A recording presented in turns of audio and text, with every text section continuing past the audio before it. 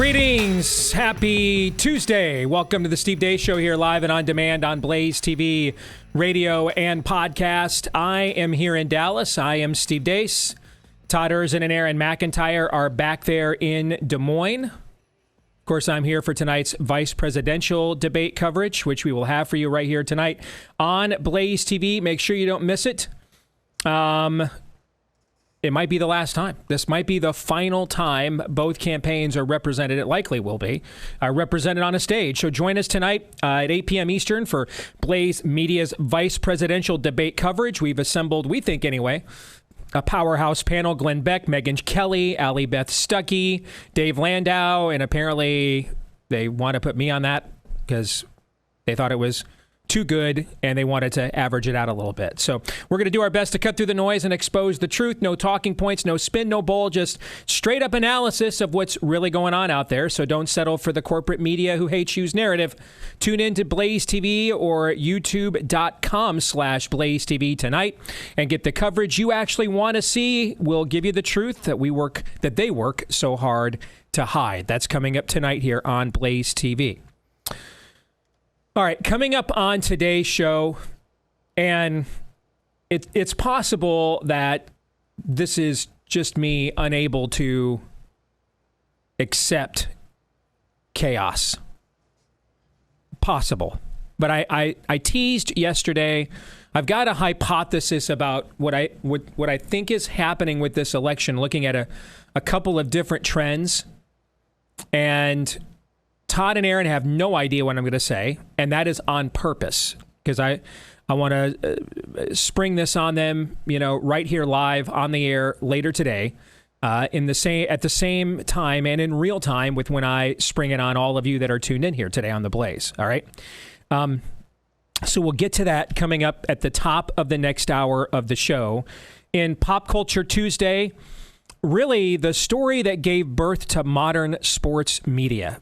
There was modern sports media before the Pete Rose scandal, and then there was modern sports media after the Pete Rose scandal. And modern sports media before the Pete Rose scandal was the George Michael sports machine, Sports Center 30-minute highlights that just ran all night long, and 3.5 minutes of your local sportscaster telling you the high school scores. That was sports media by and large prior to the Pete Rose scandal. And the Pete Rose scandal changed everything that we now know in sports media. And of course, the man at the center of that scandal passed away yesterday at the age of 83, the all-time hit king. So we're going to talk about that for Pop Culture Tuesday coming up here in the final segment of the show. And then at the bottom of this hour, former Minnesota State Senate Majority Leader Paul Gazelka is going to join us. He has extensive experience going up against Tim Walz, the Democrat VP candidate. And he's going to tell us about some of that experience and what he expects to see tonight in the VP debate from his state's governor. We're going to do that here at the bottom of this hour. But before we get there to all of those things, let's begin, as we always do, with Aaron's rundown of what happened while we were away. What happened while we were away brought to you by a bad time for a strike. But first, we're getting a better picture of the devastation left in the wake of Hurricane Helene. At least 133 deaths in 6 southeastern states have been attributed to the storm that inflicted damage from Florida's Gulf Coast to the Appalachian Mountains in Virginia. The tolls steadily rose as emergency workers reached areas isolated by collapsed roads, failing infrastructure, and widespread flooding. Florida Governor Ron DeSantis launched Operation Blue Ridge over the weekend as Florida finishes its cleanup. It's dispatching resources to the hardest hit areas of Georgia and North Carolina. Donald Trump visited Valdosta, Georgia, coming with supplies. The people on the ground are doing the best they can in every challenging circumstances. We do need some help from the federal government. They have to get together. Amidst the very early stages of what is sure to be a challenging, heartbreaking, and very expensive rebuilding of the southeastern regions devastated by Helene, tens of thousands of U.S. dock workers walked off the job early this morning, clogging dozens of ports along the east and Gulf coasts and potentially raising consumer prices. The ports impacted account for about 40% of U.S. imports. The International Longshoremen's Association Association, or ILA, confirmed the union's first coast-wide strike in nearly 50 years was underway, stretching from Maine to Texas. The union claims it wants a new contract that protects workers against automation, but it's also been reported the union wants a 77% pay increase over 6 years. ILA's thuggish-sounding president Harold Daggett spoke to media recently, and this may come back to bite him in 3 weeks when the cost to rebuild the Southeast quadruples amidst the strike. Let me explain something to you. These people today don't know what a strike is. Right. When my men hit the streets from Maine to Texas, every single port will lock down. You know what's going to happen? I'll tell you. First week, be all over the news every night, boom, boom. Second week, guys who sell cars can't sell cars because the cars ain't coming in off the ships. They get laid off. Third week, malls start closing down. They can't get the goods from China. They can't sell clothes. They can't do this. Everything in the United States comes on a ship. They go out of business. Construction workers get laid off because the materials aren't coming in. The steel's not coming in. The lumber's not coming in. They lose their job. Everybody's hating the longshoremen now because now they realize how important our jobs are. Now I have the president screaming at me, I'm putting a Taft-Hartley on you. Go ahead. Taft-Hartley means I have to go back to work for 90 days. That's a cooling off period. Do you think when I go back for 90 days, those men are going to go to work on that pier? It's going to cost the company's money to pay their salaries. Well, they went from 30 moves an hour maybe to 8. They're going to be like this. Who's going to win here in the long run? You're better off sitting down and let's get a contract and let's move on with this world. And in today's world, I'll cripple you. I will cripple you, and you have no idea what that means. Nobody does. Moving on tonight is the vice presidential debate between Minnesota Governor Tim Walz and Ohio Senator J.D. Vance. It'll be on CBS starting at 9 p.m. Eastern Time. Also going to be coverage on The Blaze. Secretary of Commerce Gina Raimondo went on CNBC's Squawk Box to tout the Biden-Harris economic record. It did not go well.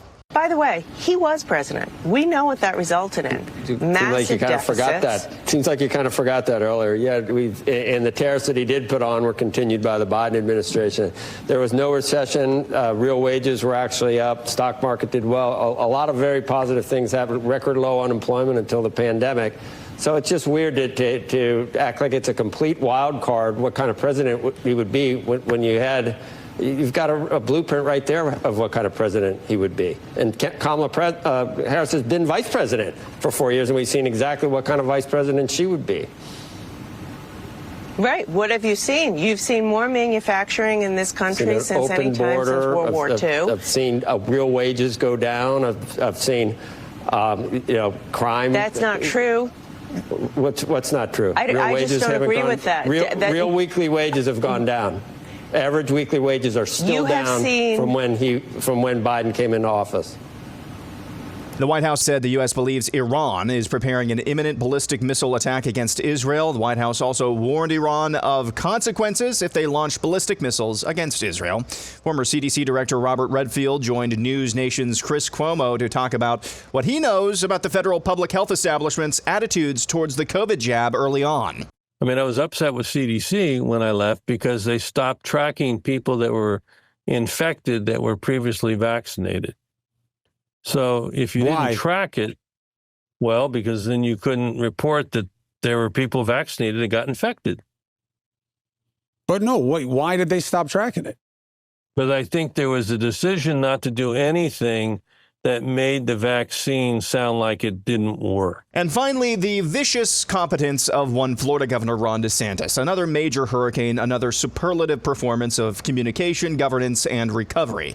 DeSantis signed an executive order allowing restaurants who had their facilities destroyed by Helene to convert into food truck businesses if they want to, without going through the typical bureaucratic process of procuring special licenses.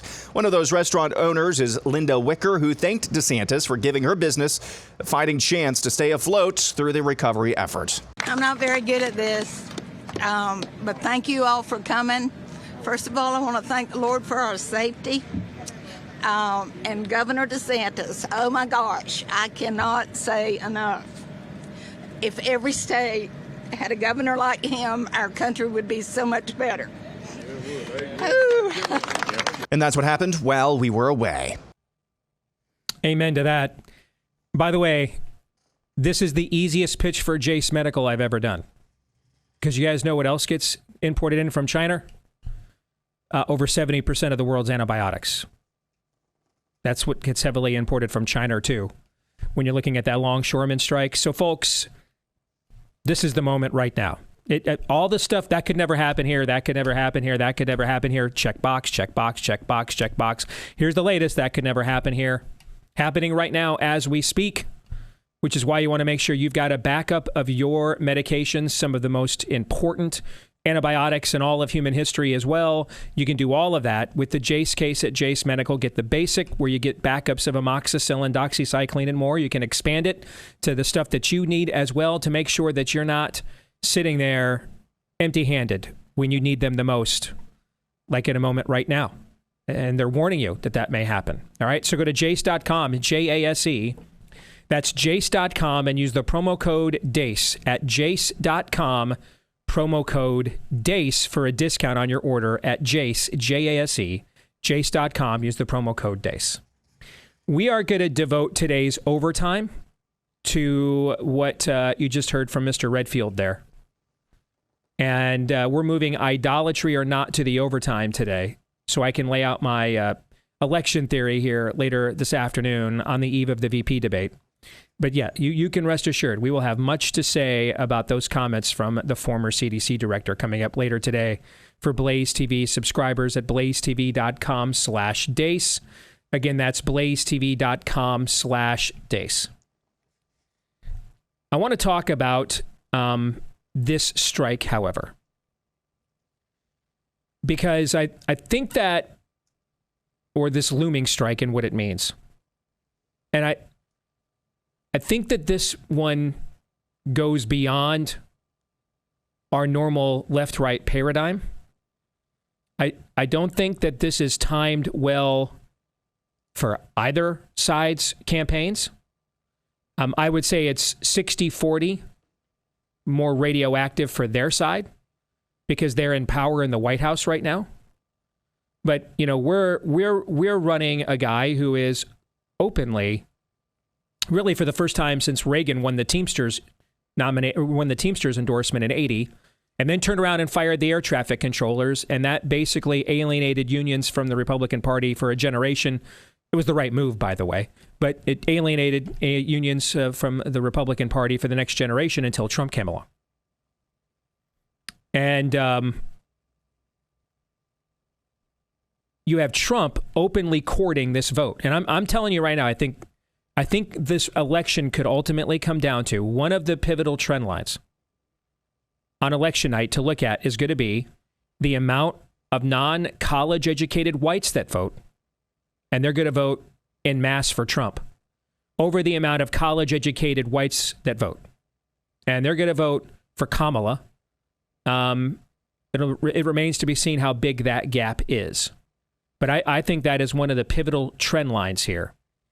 And so while this is very toxic for the White House to have a massive supply chain shortage right in the midst of a terrible natural disaster in the final weeks of a campaign, with an economy that they're doing everything they can with interest rate cuts and everything else to artificially inseminate to get some perception of things and moving and morning in America again before the election here in the final few weeks.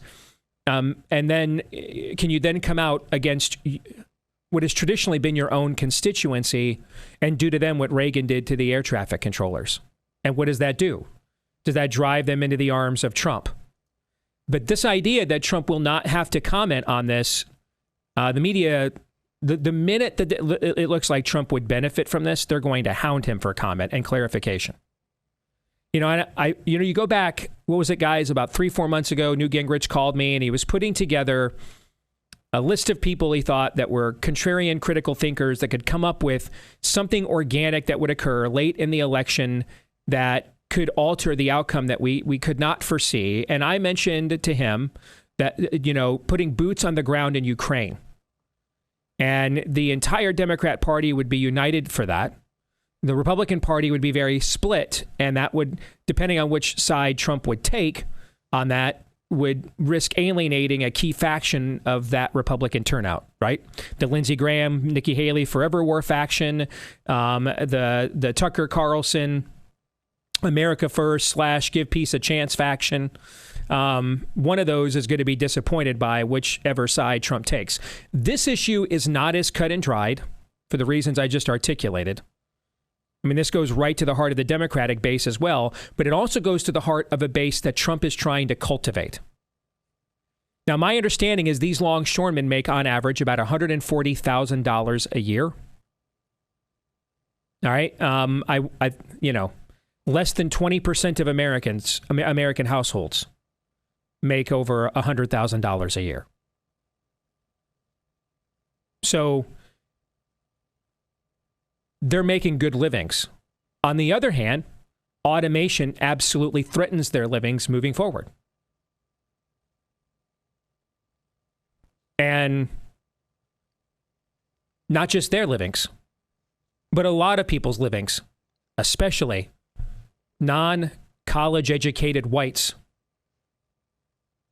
That is key to us winning this election right now.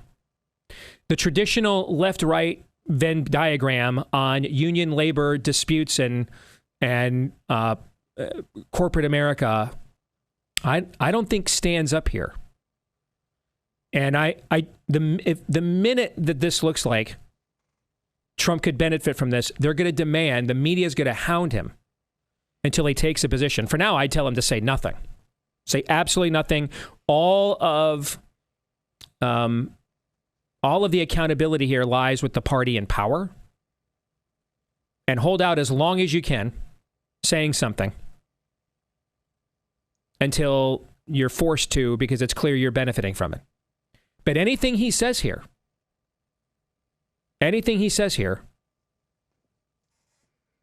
is a loss leader as well, as far as I can tell. I mean, if he says, hey, these guys are making enough money, we can't shut the country down, figure it out, Taft-Hartley him, go back to work for another 90 days.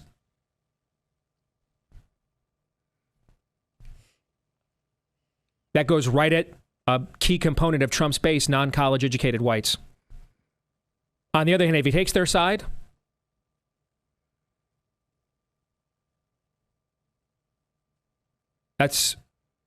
you want to piss off some normies who suddenly aren't going to have all the stuff at the stores they don't like paying more for, but doesn't really bother them, at least so far anyway. I don't think this issue fits neatly into anybody's plans on either side. And I think this is a turd in the punch bowl. Right now, all of the liability is on their side because they're in power. But we will reach a juncture where the minute it looks like our side is benefiting from this, especially on the heels of the Teamsters poll last week and everything else, you can bet your sweet bippy that corporate media is going into you must lock down the country mode to get Trump to declare where he's at on this. If this goes into week 2, week 3. And any position he takes risks political alienation of somebody. It's unavoidable. And this is part of what's transpiring in the culture now. If you're Gen X like me or a boomer, then, these coalitions were pretty intact. Typically, corporate America lined up with conservatives. Even if they didn't agree with all their values, they lined up with them economically. Labor unions lined up with Democrats. And even if they didn't agree with the moral values of the leftist and the Democratic Party, their economic interests coincided. And that stable coalition, after Reagan fired the air traffic controllers and Lee Iacocca, and Chrysler became the symbol of the Reagan, one of the symbols of the Reagan 80s, that coalition pretty much is what we have known in this country. And Trump, to his credit, has greatly disrupted that coalition. And And done so in ways that made, Reagan-era conservatives like me reevaluate my positions on things in light of the fact the social compact is broken. And so if these corporations now are going to get massive bailouts, they're not going to be constructs of free market any longer. And not only that, they're going to take the bailout money that people like you and I are granting them with our taxpayer dollars and then use that to subsidize the injection of all the cultural rotgut we see, particularly every June in America. Then no, I don't care about tariffs and all those other things then. I mean, at this point now, the social compact is broken, so I'm not going to play human shield for a bunch of corporations who hate my guts. And we're happy to be the enforcement mechanism of all the COVID tyranny, happy to be the enforcement mechanism of jab mandates, poison mandates. No, screw those guys. On the other hand, this country cannot afford what these longshoremen are threatening us with either. On the other hand, this may be the only leverage that an entire generation of these workers has to save their jobs. On the other hand, that is some terrible Soviet-style messaging from their leader. If they wanted to come up with the most unsympathetic messaging they possibly could, congrats. With that Nikita Khrushchev impersonation with an East Coast accent, you did it. You did it. Congrats. On the other hand, this one splits, in my view, gentlemen, splits every way. I don't think this is, Corky, a clean cut for anybody, but way more everybody biting their pillows instead, Cork. This is just something neither side needs, wants. On the other hand, those workers, this is maybe their last real leverage point ever before they're just all replaced by automation and AI. And I'm sympathetic to that because I care more about people than machines. On the other hand, that messaging is just beyond sympathetic. To quote the great film, Weird Science, gentlemen, this one is a mind scrambler. Todd and Aaron, what do you think? What you said at the end there, it's what neither side wants or needs, which is why I'm actually here for it. Because what both sides historically for quite some time now wants and needs sucks. I want to see who can solve this riddle. Pave a new way forward. Win or lose in this election, whatever the right is, it has to. The tribalism that just has consumed us on these issues. Steve, you laid out various versions of that tribalism and made us less American. Let's blow this up. Let's see who can solve this. Because listen, that guy's a mobster, Steve. Man, You nailed it. He's an absolute mobster, but you know what? He's a mobster who knows what time it is. Look at what he's threatening you with. Folks, he knows how comfortable you are, and he's squeezing. He knows how soft that belly of yours is. He knows he's not surrounded by a group of people a group of Americans who will say, wait a second, here? Now? With what's going on in North Carolina? No. You will not manipulate this way. We're Americans, damn it. Get on board. No. He knows that country doesn't exist anymore. When it did exist, no. He might use an opportunity to have the strike. Is he talking to you like this, though? No. He knows. I'm sorry. That's just the damn truth of the matter. We could be different people. But we're not. We've got all kinds of excuses. Look at why doesn't it apply to? There's just too much money. Look at him. He's right. He's just doing there's just too much money. We got to do it. Do whatever we do. Look at all the stuff coming. You can't sit there. We need to be comfortable. Let's do it. All the excuses that we all use all the time, every day. And yes, Christians and conservatives too, all the time. He knows he can win against us with. It's our fault. Way more than his. Yes, he's a monster, but it's our fault. Yeah, he is. This is not a clean-cut situation for any players here because of that president of the ILA. He's stuck like it's the 60s or 70s, and that's a problem. That's a problem for everybody. But he's like the upside-down Wyatt Earp. He's just walking up and saying, "What are you going to do there? Stand there? What, are you just going to stand there and bleed?" That's what he's saying. So I can see this playing out many different directions. I mean, this could end up being the October surprise. I mean, 40%, that's basically the entire East Coast and Gulf Coast. 40% of U.S. imported commercial goods impacted here. I mean, that could hurt, and that could hurt fast. And so we're going to find out who actually has the stones here to step into the squared circle and figure this out, because it's not a clean-cut situation for anybody. As you said, could not be more unsympathetic in their messaging. But you know what? Do the American people deserve sympathy right now en masse, the people in the Southeast notwithstanding? Do we really deserve sympathy right now? Not really, as Todd was saying. It's not like we have a place for all those people to go if they lose their jobs, guys. Right? Not like we have some like thriving manufacturing sector where all those people can go if they lose their jobs. You guys know where we're going to put all those people if they lose their jobs and they could make anything close to the living they're making right now? So it's a conundrum, man. It's a riddle, as Todd put it. If I'm the Trump-Vance campaign, I'm saying nothing other than this over and over again. This is what happens when you have incompetent management like we've had from Biden and Harris for the last 4 years, and they need to figure this out.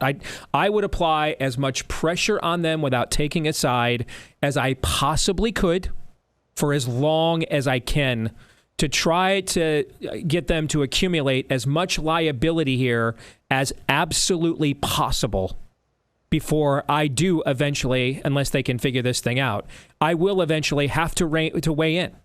And then when I do, I'm going to alienate somebody. So I want that punitive liability to pile up on my opponent before I have to step fully into that breach. That would be the strategy that I would pursue. Thoughts on that really quick?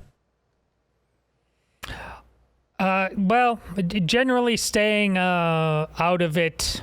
I mean, listen, we're within the first 24 hours. I don't think racing to the front of this thing is a smart idea. That I agree with. But as we know with this news cycle, you've got to be incredibly nimble. Honestly, Steve, your analysis could be different tomorrow when you come back. But in terms of not racing to the front of this thing, I agree with you. Yep. Yeah, the only thing that I would take the side on is absolutely hammer home the message that you do not support mass automation replacing human capital. That's the only message. That's the only thing I would take a side on. I agree with that too. And don't say anything about the pay, because that gets really sticky really fast. But yeah, I would take the side of no mass automation. I am sure it will come up in the VP debate tonight, and I would just keep hammering over and over again. If I were JD, we didn't face, we didn't have longshoremen supply chain strikes when Trump was president, and that would just be my pat answer over and over again, over and over and over again, because up front all the liability is on the left. But if this strike happens, the longer and longer it goes on, eventually there is a quagmire here for everybody to have to navigate. So this was not something on anybody's Pat Gray bingo card, again, guys, which goes to show how treacherous it is to take any, in my view anyway, to take any kind of like solid position or footing on what is happening in this election right now. Everybody just woke up to this story this morning on the heels of still, legendary disaster. See, that's the best part of this. The state of North Carolina. That's the best part of this, I say again, though. The fact that nobody is going to know exactly what to do. Let's see somebody who actually is willing to put in the work and not just paint by numbers and put out boilerplate bumper sticker nonsense. Let's see somebody go to work. I'm here for it. We have a few of those guys. One in Florida, for example. Yeah. Yeah. And so it's going to be some other people's turn to see what they can come up with. You're right. All right, more here in a moment.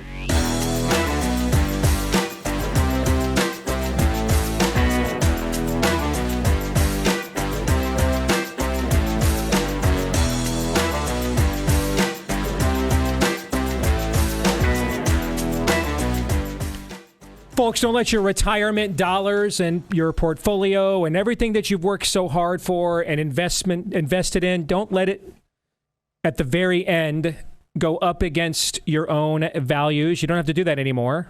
And a lot of you know this. That's why so many of our loyal listeners and viewers have already reached out to Constitution Wealth, the Patriots' choice in wealth management, and they can help you have your portfolio now be your financial fortress. Here's how they can empower you to take a stand. Number one, they can show you how to use your proxy votes within corporations to stand for your values. That's right. Your money does give you leverage in that situation. They can also help you to divest your portfolio from ESG, CRT, CEI, other woke schemes out there from the spirit of the age as well. Other things that inject rot gut into the culture, they can help you do that too. And all the while, you'll be helping to build the parallel economy by working with an investment firm comprised of professionals who are patriots just like you. So take action now. Visit constitutionwealth.com/blaze and sign up for a free consultation today. That's constitutionwealth.com/blaze.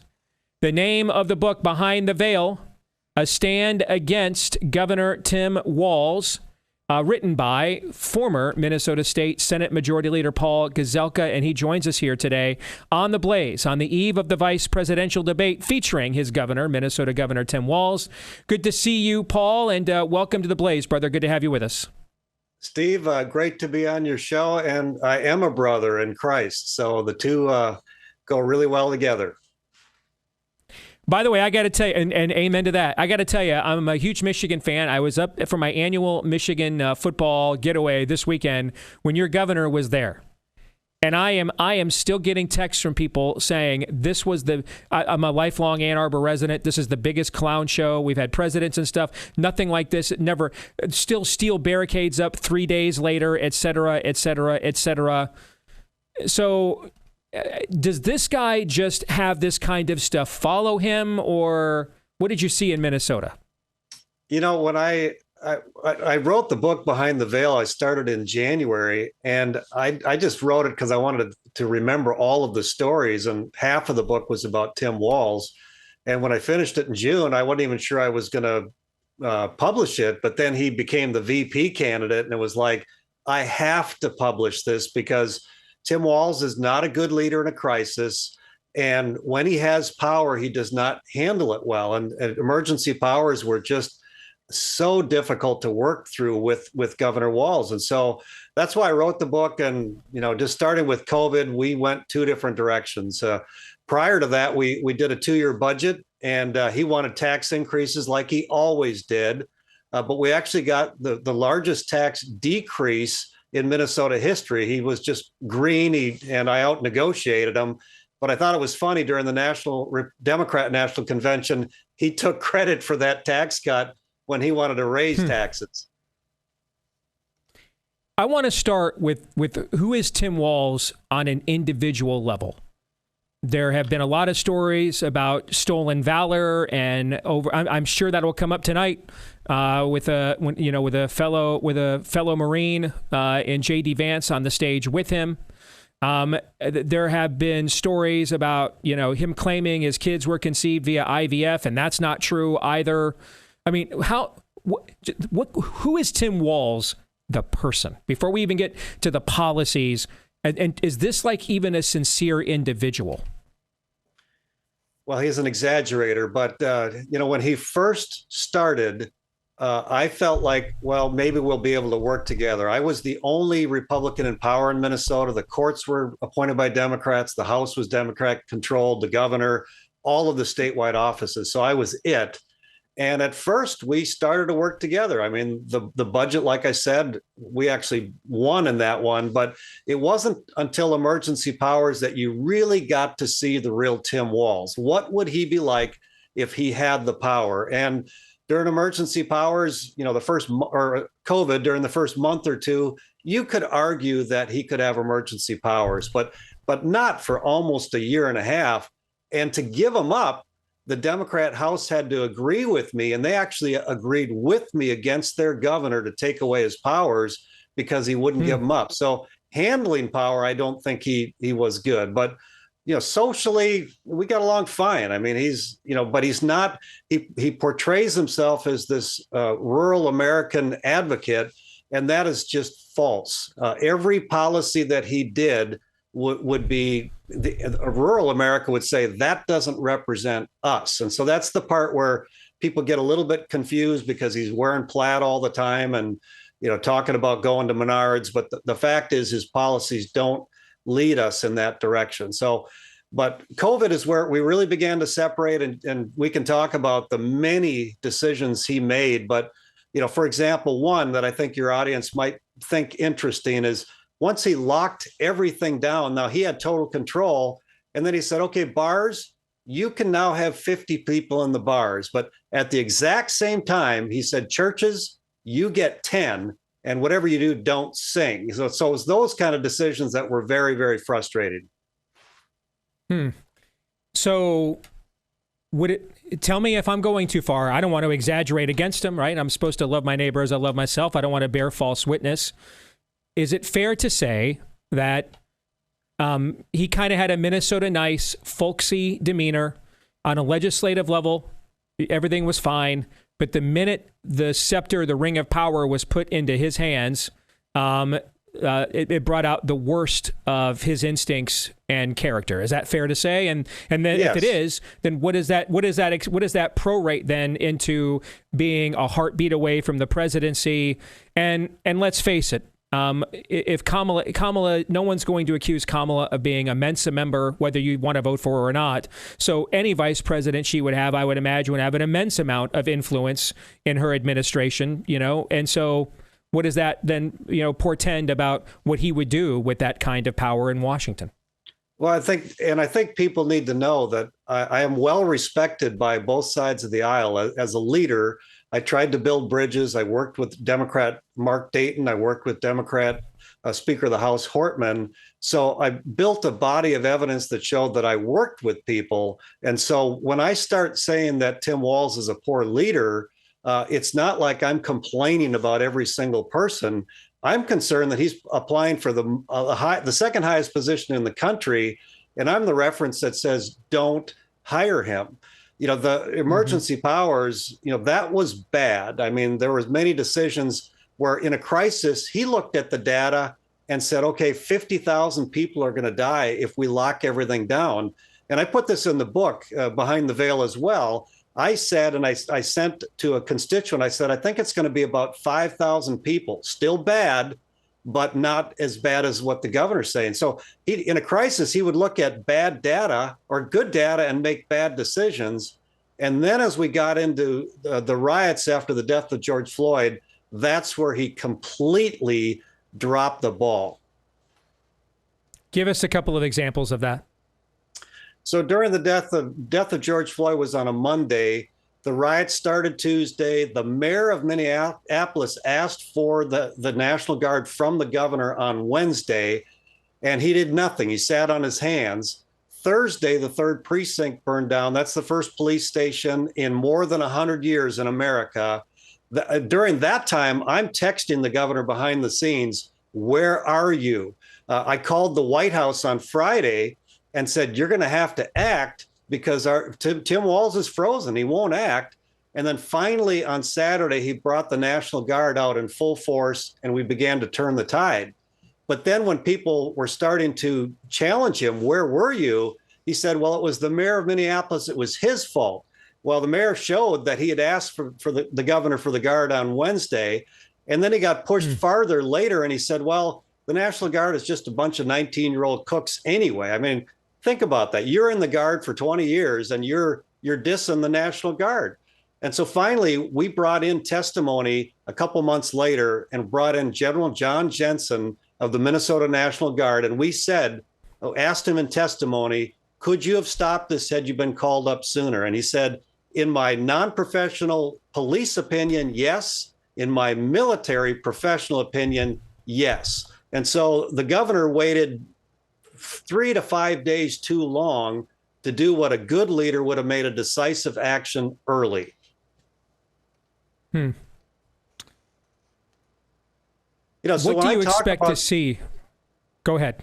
when I talk about the governor, as a person, he was a teacher, he's a father, he was an assistant coach. Those are all fine, but those are not leadership. Those are all second in command, assistant leader, teacher, our assistant coach, teacher, etc. And so you really got to see what kind of leader would he be when he's in charge and when there's a crisis. And that's why I'm so firm. One other example, just a few months after the riots, not even 2 months, I don't think, there was a guy named Mike Forcia, and he says he was part of the American Indian movement decades ago, and he put out a Facebook quote saying, I'm going to go up to the Capitol and I'm going to tear down the statue of Christopher Columbus. The governor knew it. And then that afternoon, he comes up there with 50 to 100 people. He's got a rope in his hand, and the governor put one highway patrol out by the statue, and there's scores of highway patrol that are right just 50 feet away in the Capitol building. And literally, he's got a rope in his hand. He's standing right next to the highway patrol officer. And then the highway patrol officer turns and goes into the Capitol, and he tears the statue down. And I put this in my book, Behind the Veil, too, because I was literally a mile away, and I bolted up to our Senate building. And by the time I got there, that statue was already on a flatbed truck being hauled away. So the governor, it wasn't leadership. He looked the other way and let them tear down the statue. And I just thought, what a terrible way to lead. Paul, I was in your state for a speaking engagement about 7 months ago for a banquet of conservative state legislators. And ever since Mr. Walz was put on the Democratic ticket, I've brought this up to my audience several times. I do about a dozen or so speaking engagements every year. That was the most demoralized room I have ever been in. Over and over again, I heard our state will never recover from what Walz and these people have done. No one knew he was going to be the vice presidential running mate. This was just all very parochial and localized at that moment, that this was going to metastasize outside of, your locale. And as I've said to my audience as well, Paul, what strikes me is if you're any kind of Republican in Minnesota, you're used to taking L's. You're calloused. All right, you've got thick skin. All right, you're the only state that didn't take part in the Reagan Revolution. You're the only one. Okay, you're the state that gave us "Do It for Paul" funerals and everything else. Okay, and so if you're a Republican in Minnesota, you know how to take a punch. You have been taking them for decades, right? Okay, and so given how battle tested this group would be up against the Democratic machine, for them to be this, it's not like Republicans like in some, traditional red state that just went blue like Virginia and we're like, we've never seen like this before. This is a long time Democratic stronghold. And even then, that room was like, this is unlike anything we've ever seen. Can you speak to that as a veteran of Minnesota politics yourself? Yeah, and I put, the book isn't just about Walz. It's about how to win in Minnesota. And, that's if you go to Amazon.com and just write in Behind the Veil in the search, you'll find it. But the Senate had not been in Republican hands for over 40 years. So Republicans have not had House, Senate, governor all at the same time forever. But the class that I came in on, we won in 2010, and we won 3 out of 4 elections in the Senate in Minnesota. And that we basically held the line. And people think you can't win in Minnesota. And I say you can win in Minnesota, but you have to be very strategic. You can't make any mistakes. And you can stand for conservative principles, but you have to do it in a way that really connects to the middle, because the middle normally goes left. And so I tell people, look, you can win in Minnesota. It's not going to be the same as if you're in Oklahoma or some of these other states where you can spout off anything you want to say. You have to be thoughtful in Minnesota and draw the middle to your ideas. And so you got to present them in a way that people like. So, for example, take pro-life. For a couple of decades in Minnesota, we found some compromises. We said, for example, that we should provide money for a young mother that wants to have a baby. We should help her be successful in that. That was part of our pro-life position. We had language that said if a 16-year-old girl gets pregnant, a parent has to be notified. We had a number of things like that. Well, when Tim Walz got the House, Senate, and governor in 2023, he wiped out all of those provisions. But those are the places that we say, how do we win? We have to think about how do we draw the middle our way. And so you just have to be thoughtful about what you say and how you say it. Final thing, I've got about 90 seconds here. If you were J.D. Vance's debate coach for tonight, what would be your top priority piece of advice? Well, I think Tim Walz at times gets offended when you challenge him on who he is, particularly his leadership. And if he gets overly emotional, his face gets red. I can think about some of the debates that are not the negotiations that we put in the book. Literally, he would just get red in the face. He doesn't like to be challenged. Like, how dare you challenge me on the decisions I'm making? And so I'm really interested in watching this. I'm going to be the facts checker, and I can go back to my book. That's the thing. In my book, I have all the data because I kept all of the text strings from our conversations with Walz. I didn't put them word for word in the book, but I know what I'm talking about. And so that's what I'm going to go back to and say, well, what did Walz say? What did he actually do? Folks, you want to get this book? It's very possible Tim Walz might be the next vice president of the United States. Behind the Veil, a stand against Governor Tim Walz, from Paul Gazelka, former Minnesota State Senate Majority Leader. Paul, thank you very much for joining us and for your information. I think we learned quite a bit here in this conversation, brother. Thank you very much. Appreciate it. Yeah, thanks for what you do too, Steve. Keep up the good work. Thank you. You too. Thanks.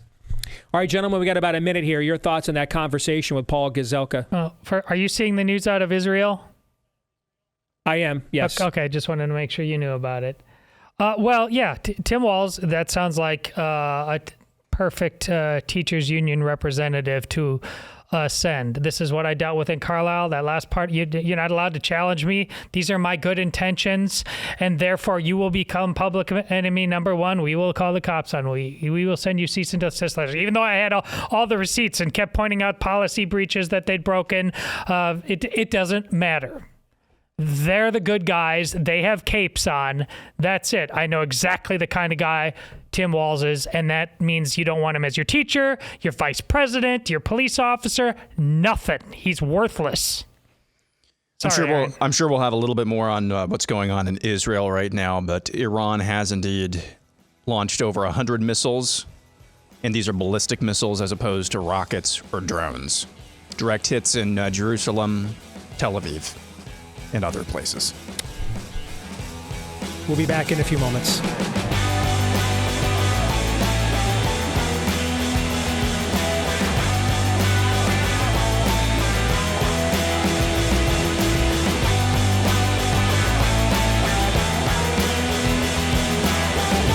All right, back here with Hour 2, live and on demand on Blaze TV, radio, and podcast. Steve Deace here. I'm in Dallas, getting ready for the Blaze's coverage of tonight's VP debate. Todd and Aaron are back there in Des Moines.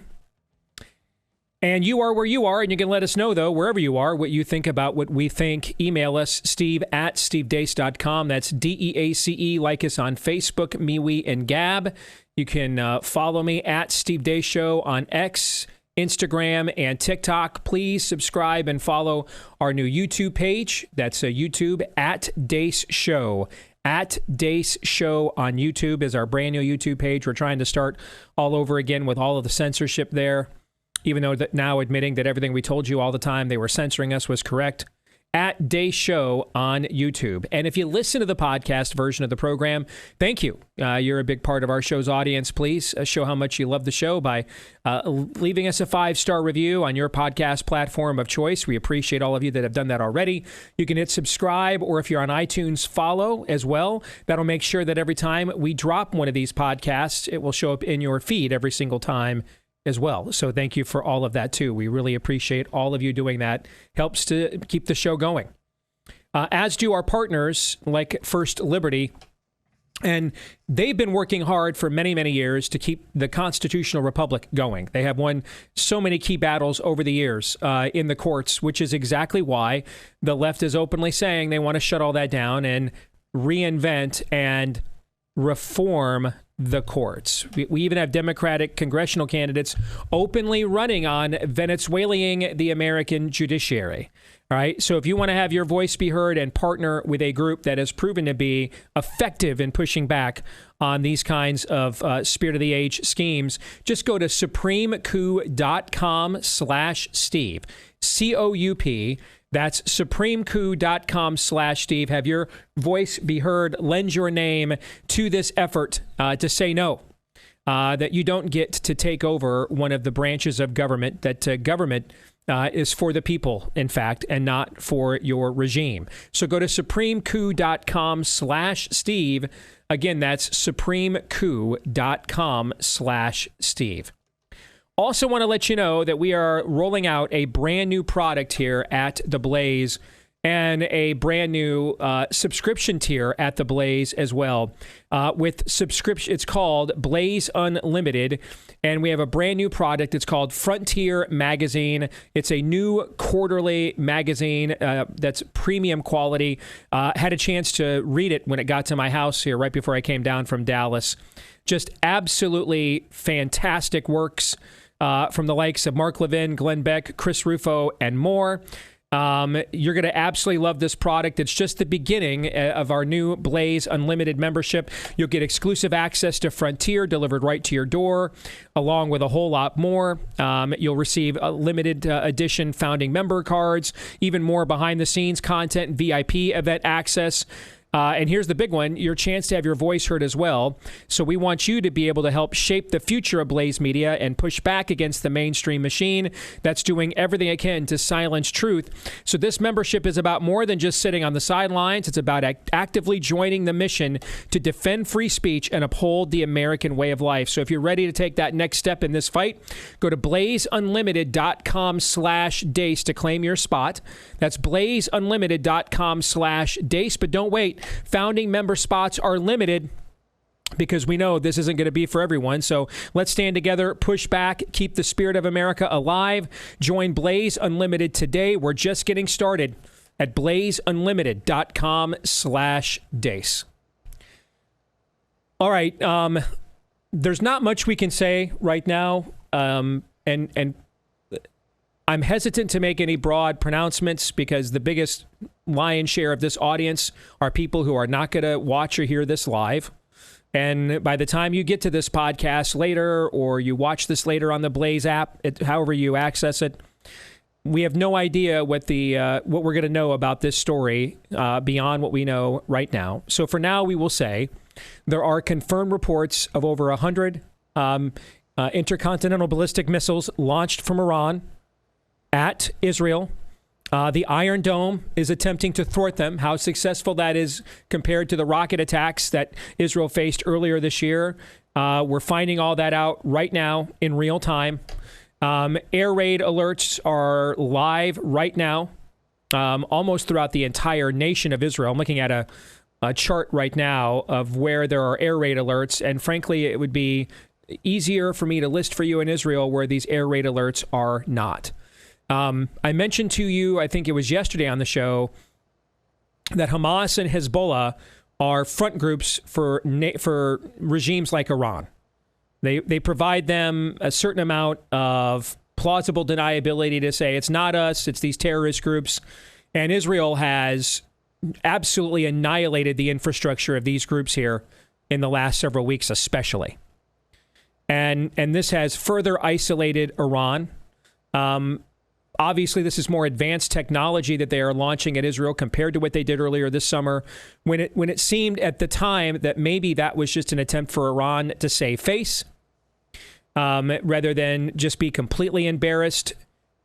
This is a different level of weaponry here that they have launched at Israel compared to what we have typically seen.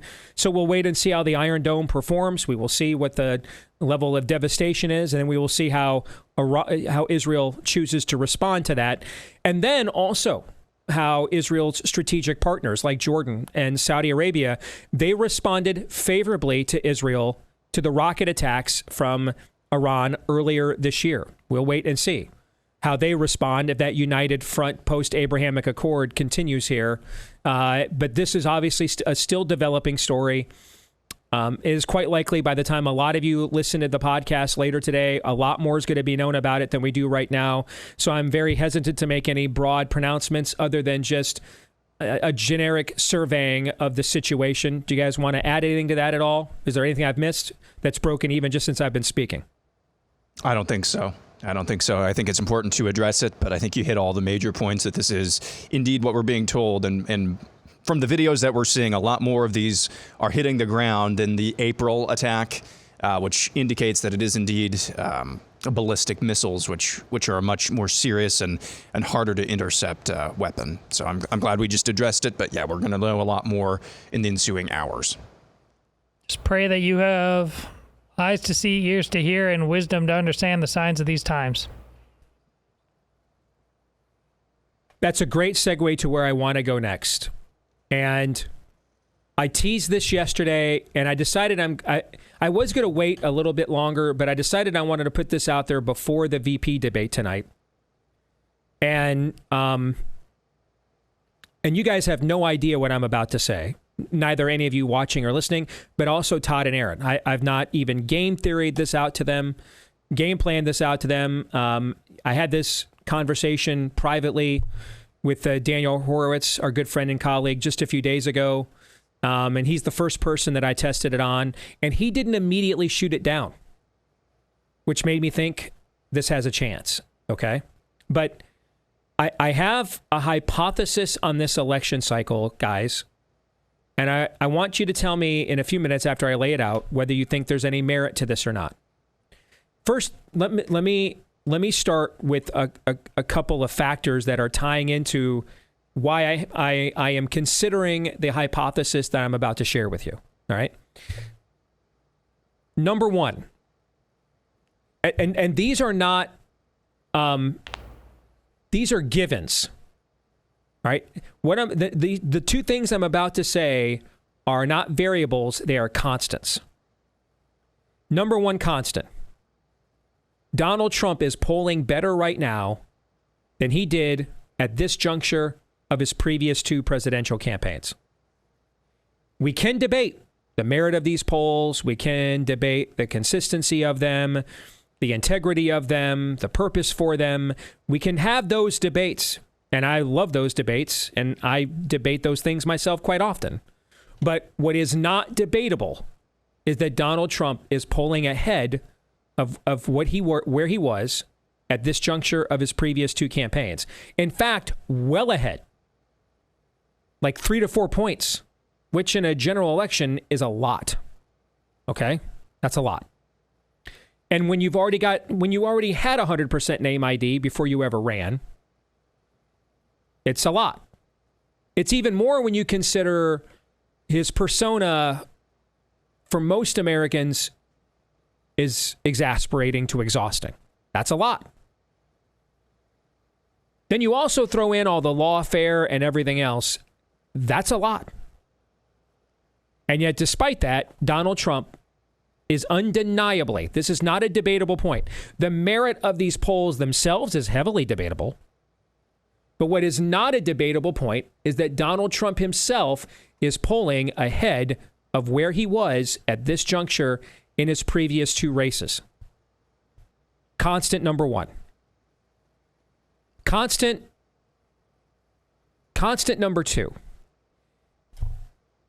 is that also for the first time in Trump's political ascendancy, he is polling better than the broader Republican Party is.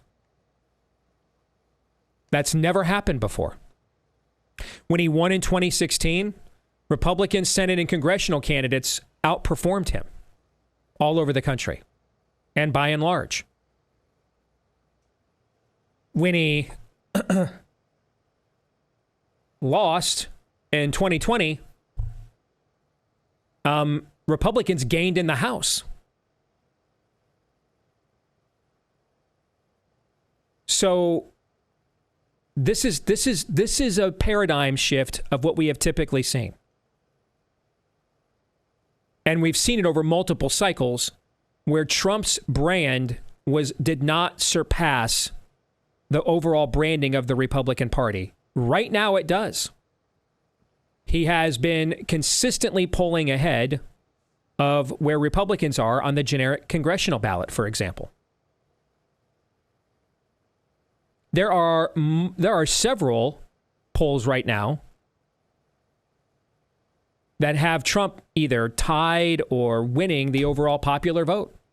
I don't know of the last time I saw a poll that had Republicans winning the generic congressional ballot. So again, we can debate the integrity of these polls. We can debate the purpose of them for them. We can debate how much they should matter, whether we should be talking about them at all. I'm fine with all those debates. But what is not debatable are these two things. Number one, Donald Trump is polling ahead of where he was at this juncture of his previous two runs. That would be impressive enough that the polling says you're more popular in your third run than you were in your previous two. But then you throw in the persona he brings to the table. The fact that also, by the way, his overall favorables are still underwater. And yet he's polling ahead of his own unfavorables as well. Well ahead of them.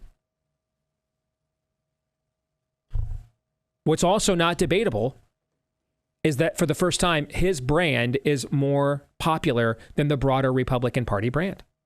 He's polling ahead of the broader GOP. Those two things that I just highlighted for you are not in dispute. The methodologies by which these two constants have been established, I think, are very much in dispute. Okay? But the conclusions themselves from the methodologies that we are being given are not in dispute. Those two things are givens as we sit here on October the 1st. So how do we explain them? I think there are multiple possibilities to explain these things. Let me tell you, though, what one I don't think is possible. And I want to eliminate this one right now. And it's the only one I'm going to eliminate. I want to leave all other options for Todd and Aaron to push back on what I'm about to say.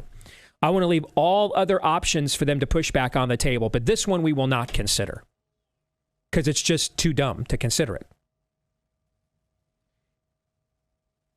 I give no merit to the argument that a bunch of pollsters from corporate media outlets who hate us all have suddenly decided that they care about their credibility. So on purpose, they are oversampling Trump voters to avoid being embarrassed on Election Day again. First of all, that presumes these people can be embarrassed. They can't. These people would take the jaws of life away from rescuing a North Carolina hurricane victim and put it in the jaws of each and every one of you within the sound of my voice. Pry your mouths as agape as they could possibly go, urinate and defecate directly into them, and then tell you it's raining and you can blame the whole thing on climate change. Correct. These people don't care about their credibility at all. None. Well, they don't care what you and I think about their credibility. So that option to explain the two things I just said, I will not entertain on this show. I'm going to let people way dumber than me do that. Because you have to be really dumb to make that assumption. I don't think we're dealing with beings whose consciences are working that way. They're seared at this point. So that option, not on the table. No one is trying to retcon their credibility so that they are taken seriously by people they already hate, whose way of life they want to end. They don't care what you think about them, which is why we should stop caring what they think about us. So that option, not on the table. I'll leave every other option for why the two things I just presented are true, could be happening. We'll entertain them all, but not that one. That one is dumb. And that brings me to my concluding hypothesis. And that's the key word here. It's not even up to the realm of theory. I may push it to a theory, depending on how this conversation goes here in a minute. But for now, it's just a concluding hypothesis. How can I make sense of those things? Here is the only thing that I can come up with. In 2022, I was saying that entire cycle, it's not going to be a red wave. It's going to be a red wedding. because I looked at the trend lines. Our people were way more enthused than theirs. I looked at the issue polling, and they were underwater on every single issue other than abortion. Every single issue well underwater. Let's see if they turn out they always turn out single women for abortion. They always have, always will. They turned out a couple more points of that compared to what they normally do, but we don't ever get single female votes, guys, and never have, likely never will. It's just, fretting about single female votes on the right is like worrying about what white evangelicals are going to do on the left. It's a sunk cost of an election. Work your way around it. What I thought would happen is the normie voter would see the devastation of the country, the transing of their kids, and what happened in Virginia when that, I can't remember the Daily Wire reporter who really blew up the story of what was going on in Loudoun County, and that really helped to shift that entire Virginia gubernatorial race to Glenn Youngkin. I thought that was the test case and proof of concept for what was going to happen nationwide. That the normie voter, because what was Youngkin able to do? Take the suburban voter that Trump lost and put him together with the rural voter that Trump won. And Youngkin put them together, and that's how he won Virginia. And I thought, if that can happen in Virginia, that same issue nexus is happening all over the country. Same thing will happen here. Trump is not on the ballot, and so his turnoff factor to normie voters will not be a factor this time, and it will be a red wedding, not just a red wave. Well, it turned out our people did turn out better than their people. We actually won the generic congressional ballot by a few points. But the normie voter we were counting on to frost the cake did not show. And that's why we had a disappointing election. I am beginning to wonder if the normie voter election we thought we were going to have in 2022 is potentially the one we're going to have now. Because I cannot think of anything else that explains the two constants in the trends that I just mentioned to you. That Trump is more popular than the overall Republican brand and more popular than he was in the polling than at this juncture of his previous two races. Is it possible the normie voter said, hey, we just went through COVID. It's Uncle Joe. Cut him some slack. Only been in office for a year and a half. He got left with a mess got dumped on him. We're not really all that offended at the vaccine mandates because we all love vaccines and we'll jab our kids with 6,000 things anyway. That's you guys that are, you anti-vaxxers are the ones concerned about vax mandates. We love them, in fact. We're glad he did it. But now another 2 years of water has gone under the bridge here. Another 2 years of inflation, another 2 years of sitting on, there's no more reasons for HELOCs. You've done all the updating on your home. You're sitting on all that equity. Nothing's moving. You have all that rigor mortis there. The stalling out of the economy. The chaos in the Middle East, more of which we're seeing occur as we speak right now in the backdrop of this entire conversation. You watched the Democrats. You thought it was a right-wing talking point. You tuned into the debate in June, and you found out, holy bleep, they really do have a senile dementia patient for president. How'd they do that?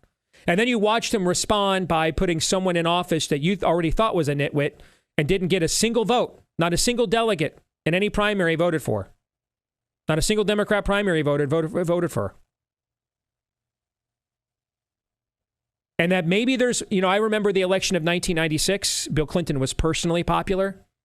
So he got resoundingly reelected.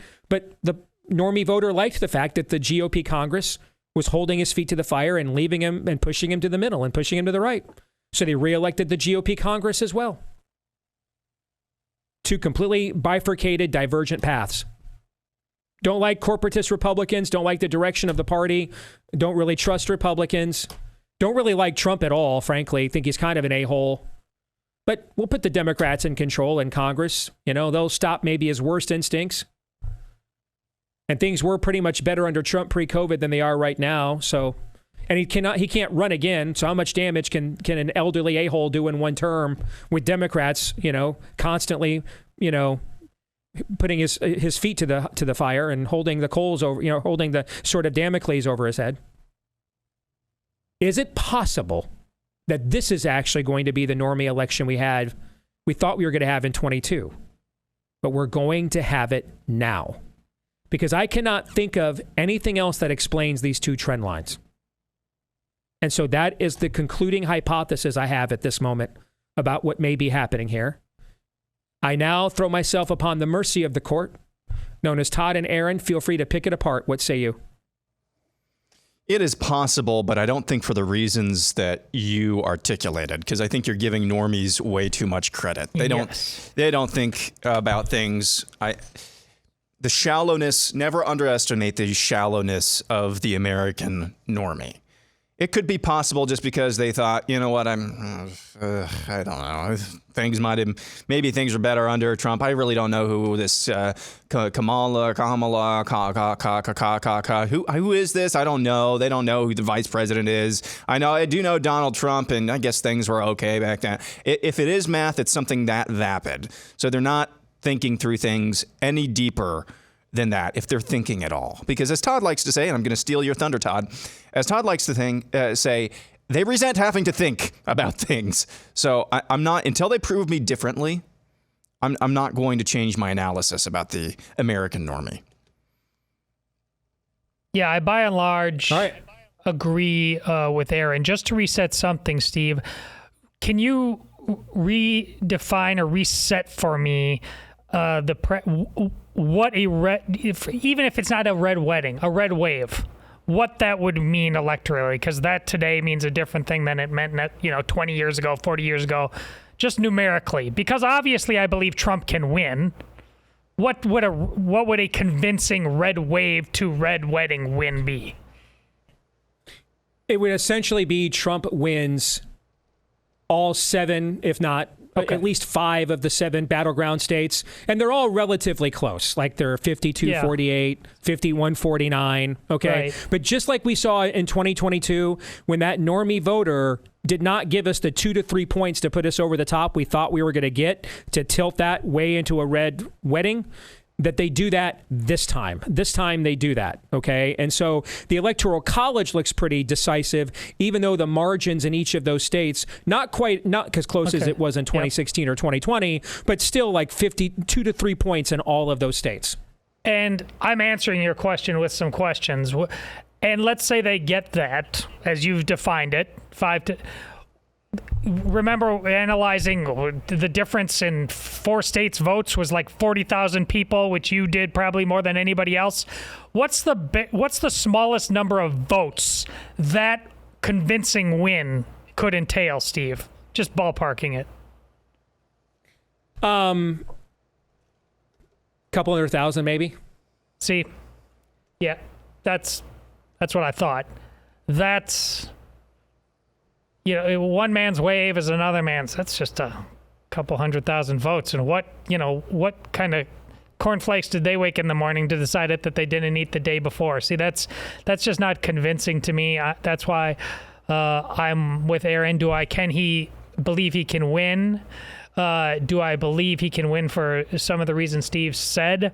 But our lessons learned about 2022 are, waves are just not going to happen. Because we connect the dots in ways that most people resent having to do. They don't want to pay attention. The worse it gets, the more they want to not pay attention. I mean, that's what's going to be fascinating right now. It's just, I hate politics. There's bombs and people are dying and stuff. I just want what I want. So, listen, I'm carrying quite a few pails of water as we speak. Trying to convince people that just voting for Donald Trump, it's not a great churchy decision. It's just a sober-minded decision, and it's obviously better than the alternative.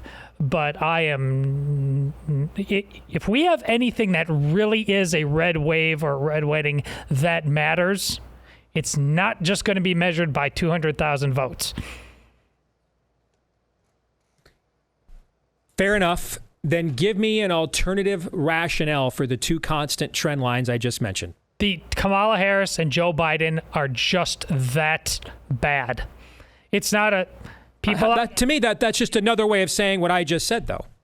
Oh, I don't think I don't. That even normies are like, yeah, we can't handle this. But that's what I mean, it's not just bad, but just like, corpse-like. And the fact that it takes that and not, I mean, look at all the moving. You had all kinds of moving parts in there, Steve. And to your credit, that's not how people are going to think about this.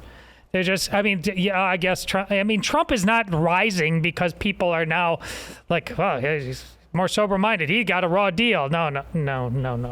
It's just, it's this constant race to the bottom, and we can't be bothered. And Aaron, I guess maybe this time I'll do it, but it's nothing edifying. It's nothing positive. You're thinking. See, I didn't find what I explained edifying. I'm not saying it's aspirational. I'm just saying they're just like, yeah, this can't sustain itself. I think Trump's an a-hole. I know, but you had a lot of moving parts. Listen, I think if they had a better person, and by better, like not just the obvious clown show, let's say, and maybe I'd find out more, Shapiro, what we think or what people think he may have been, then... You're talking about the Pennsylvania governor. Correct. If they had nominated him instead. Yes. Okay. Then I think, well, he's a slick talker. He sounds like a substantive individual. That's how shallow I think this really is. Yeah, I think the only other explanation is that pollsters just suddenly care about their credibility. The only other explanation is that when normies are being polled, and again, we can't fathom this. If you're within the sound of my voice, you are deep into politics. You are a politico. You are a junkie of some stripe. So you can't fathom this. But I think it's entirely possible. People who are participating in the polls have never heard of Kamala Harris, but they have heard of Donald Trump. Again, it's hard for us to understand that could be a possibility because we're so stuck in the muck here. It's possible that a lot of people really don't know who the vice president is, but they have heard of Donald Trump, so it's just name ID, so I'm just going with that. I would normally say, by the way, vice presidential debates historically have no impact on election results at all, and that if Dan Quayle getting absolutely mollywopped in one of the biggest throat punches in modern American political history by Lloyd Benson, if that could not alter the outcome of an election from a VP debate, then nothing could. But I do think that this thing is so uneven, so unpredictable. We're dealing with splinters of demographics. I think a half a point could move based on tonight, and that could make a big difference comprehensively. All right, Pop Culture Tuesday is next.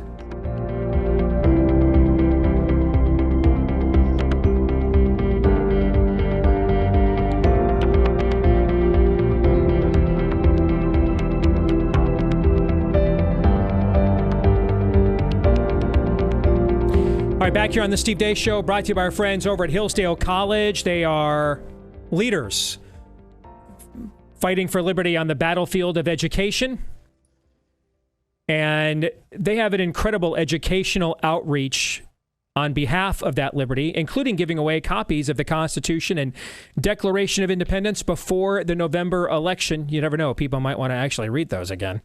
All right. Hillsdale's immediate goal is to put pocket constitutions into the hands of 1 million Americans who don't have one. And if you have one already, you can order one for a young person you know who does not, especially because that means they're probably in a government school.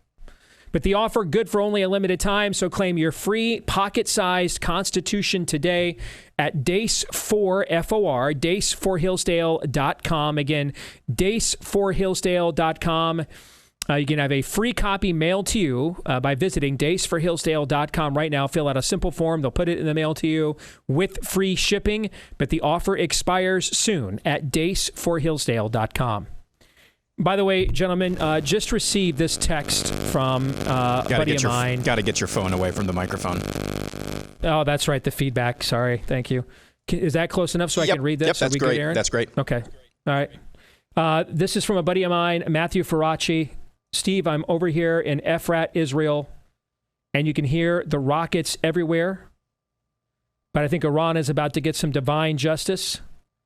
You guys, we are listening to you guys right now here in our shelter, he writes. And I asked him before the break, are you hearing on-the-ground explosions, meaning are these missiles penetrating the dome? And he responded, yes. So, one update from someone I know who is on the ground in Israel right now. Any thoughts on that before we move on to the next subject? I mean, I'm seeing that.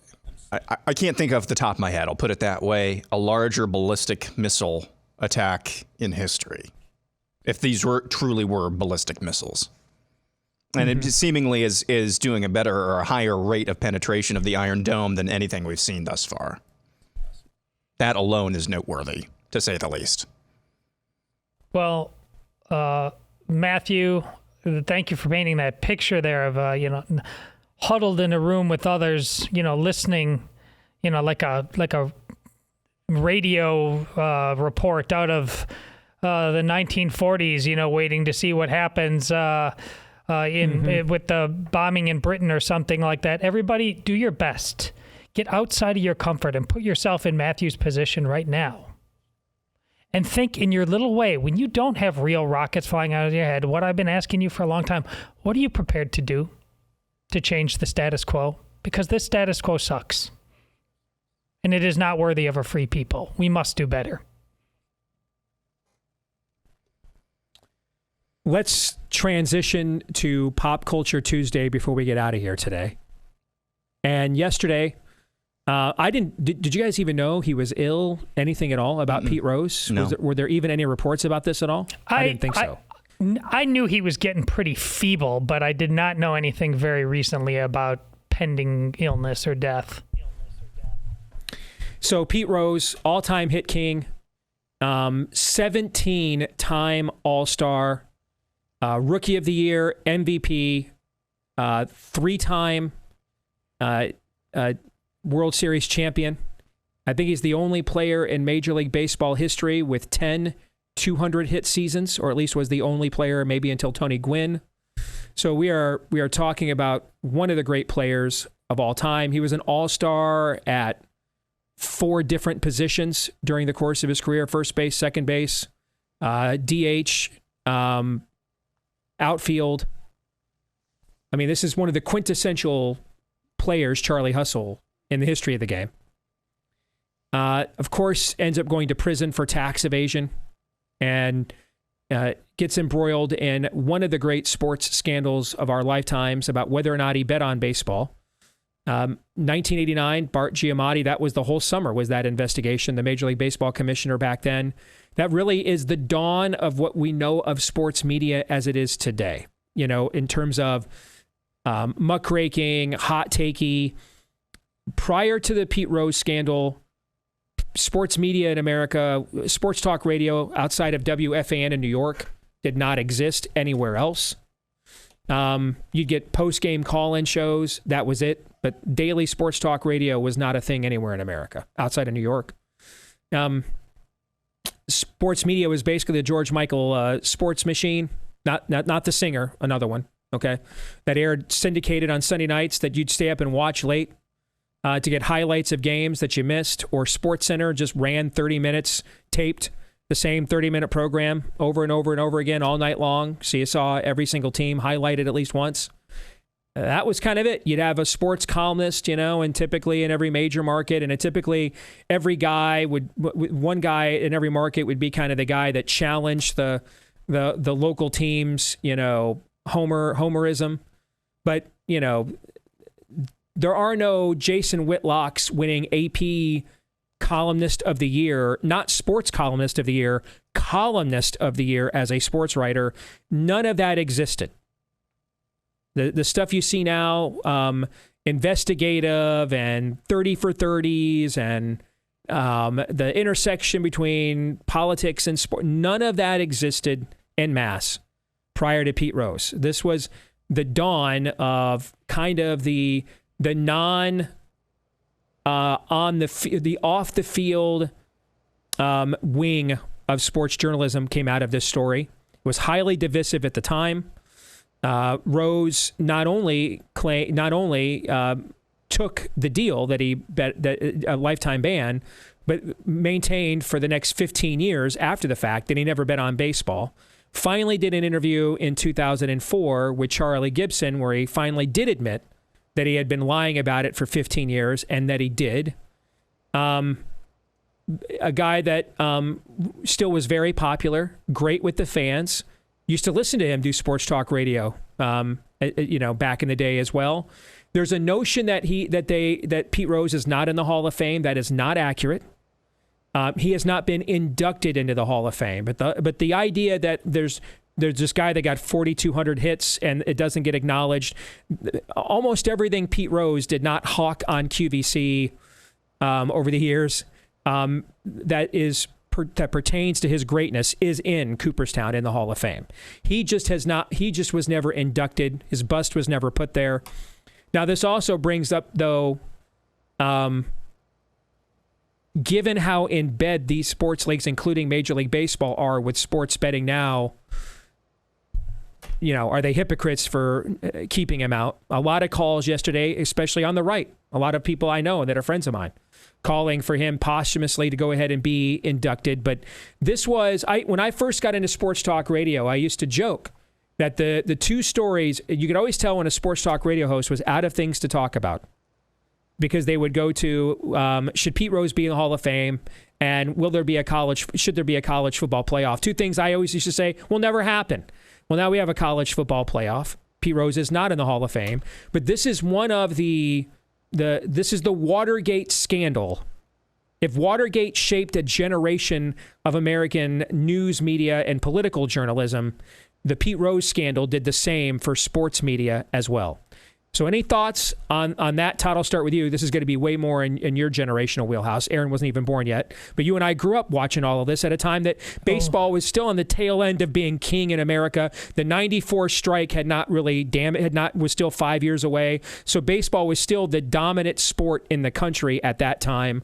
And this generated a level of coverage no other sports story we'd ever seen had up until that point. I remember being immersed in it well. Listen, I said on Twitter yesterday that he is the encapsulation in one man of all that was good in America and sports and all that is broken in America and sports now. Listen, this guy, he's got a famous quote that said, I'd go through hell in a gasoline suit to play baseball. I felt that. Man, I love baseball so much.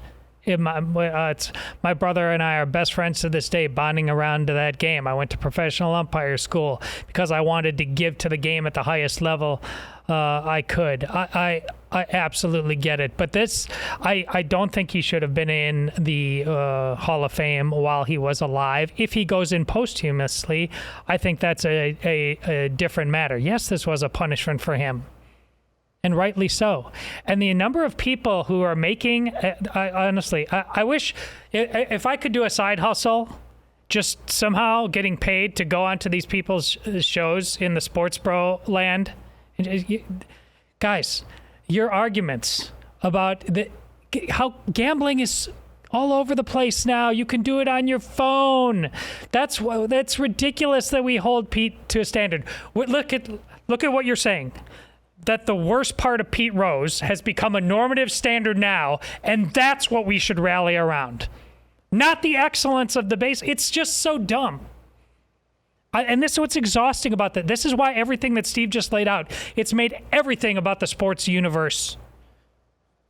It's made us dumber as men. More immoral as men, more broken as men. We're not supposed to be so immersed in it, in all these details, and that's the conclusion we come to? When we got it at its periphery, and yes, I remember, Steve, I had no doubt remembers as well, pulling out the paper every day, box score, how did Pete Rose do? I loved it, and then we went on with our day. The more we live and breathe this stuff, the more we get it all wrong. And here, the man dies. And our argument to get him in now, after death, I think there's arguments after death to put him in, is that because gambling's just everywhere anyways.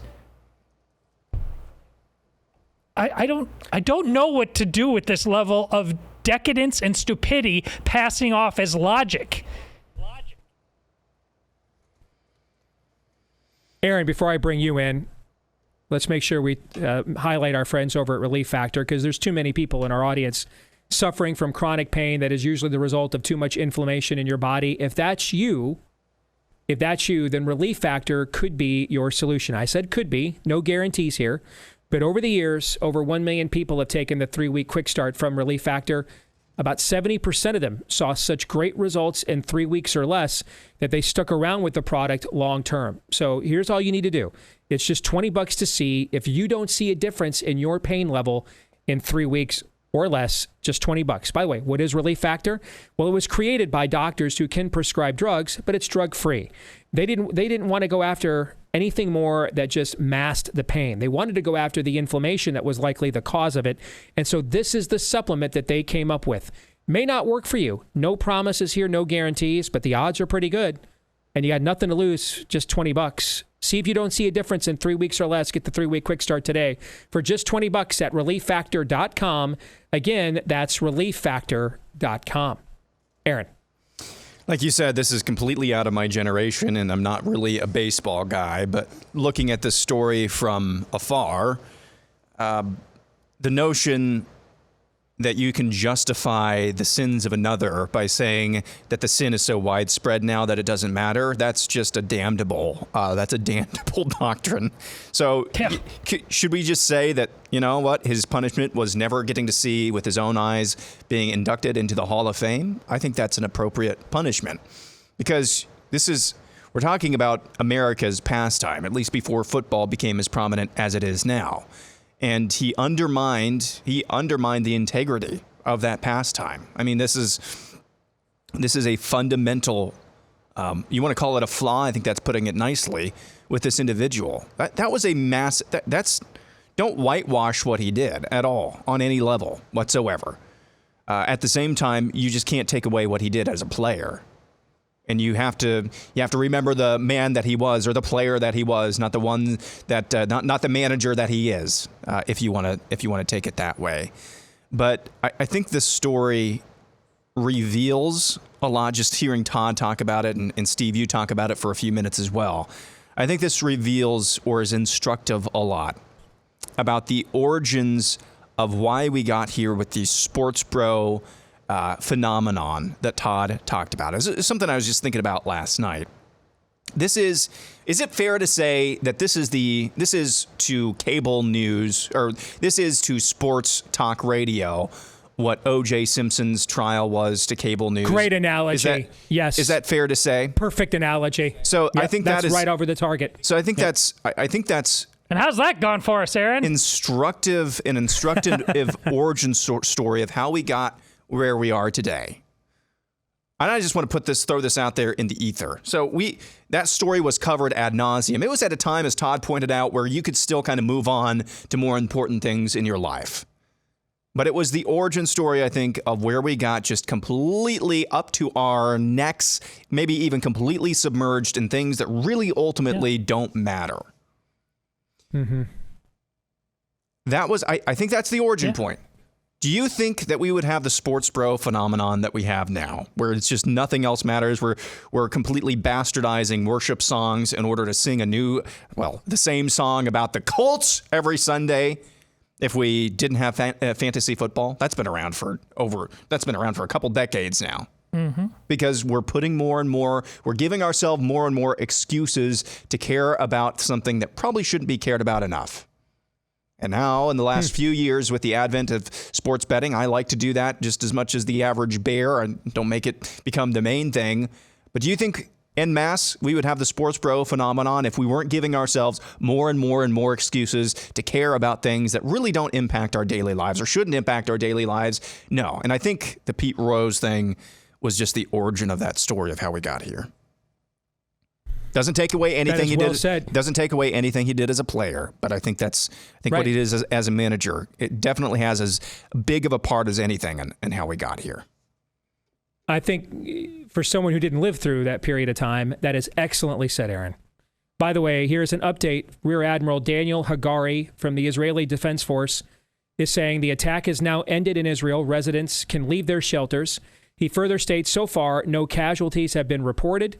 and that several of Iran's ballistic missiles were actually intercepted. That is an update as of about 20 minutes ago. Before we get out of here, any thoughts on that? So far, from what I've seen, other than there was a terrorist attack in Jaffa, which is, I believe, a suburb of Tel Aviv. What I saw was either 4 or 8 dead or injured in that attack. From what I've seen, very few injuries so far on this rocket attack. But that's, again, preliminary. That could change very quickly. Our I'm friend, uncertain. Go ahead, Todd. I'm utterly uncertain about what either starting this or pausing this, what any of it means. So am I. Let's close with this. Our buddy Josh Hammer just posted, as the dust settles in Israel with 0 casualties, and the conversation turns to what comes next, remember, Bibi Netanyahu has waited for this moment his entire career. Romans 8:28.